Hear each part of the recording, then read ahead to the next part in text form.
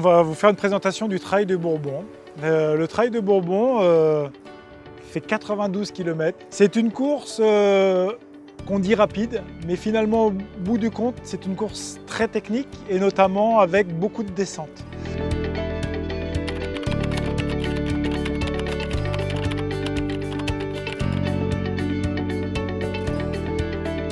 Sur la configuration, on sait que la descente est très traumatisante, donc il faudra d'entrée pouvoir gérer ces descentes. Notamment départ à Sillaos avec une montée du bloc et jusqu'au gîte du Piton des Neiges. Donc là déjà une montée, on va dire, certainement assez rapide pour les premiers, même pour l'ensemble du groupe.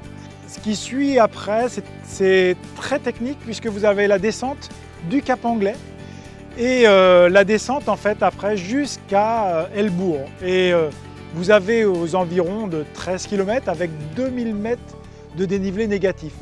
Ça veut dire que là va se créer des traumatismes énormes et si vous avez vraiment été trop vite dans cette partie-là, ça va être très difficile et délicat pour la suite puisque vous avez ensuite à grimper la plaine des Merles qui est une partie quand même assez roulante et si vous arrivez en fait avec vraiment des difficultés musculaires, vous aurez du mal à passer ce cap-là.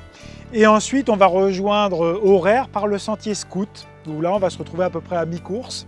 Au bout du compte, si vous avez encore un peu de fraîcheur à Auraire, il y a quand même une chose importante à ne pas oublier, c'est le juge de paix. C'est cette petite montée qu'on voit sur le diagramme, cette petite montée qu'on croit finalement pas difficile, mais c'est la montée de Dodane et qui, ne faisant que 4 km et environ 700 mètres de dénivelé, peut ici vraiment rendre très difficile les conditions de course.